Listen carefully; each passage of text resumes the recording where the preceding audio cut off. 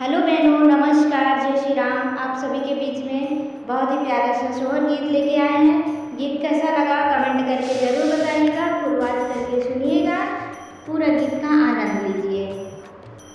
कुटिया में बैठी है सीता हीरा नायक, देख हीरा नायक, देखा ही हो रामा सोने बराना सारी, देहिया देखा ताना मोहे देखा ताना मोहाई हो रामा सोने बराना सारी, देहिया देखा ताना मोहे देखा ताना मोहाई हो।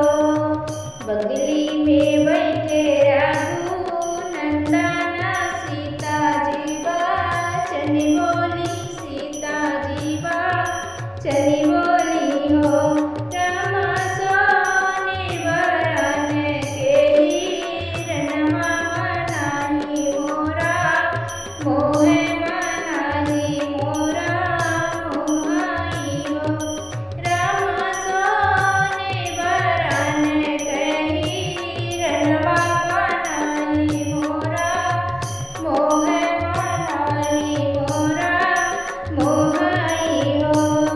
इतनी वचन सुनी रामा तो सुनायु ना पाए, तो सुनायु ना पाए नी हो रामा लाइले हाथ देवान, सिया हीरा ना पीछे धाई, हीरा ना पीछे भागाई हो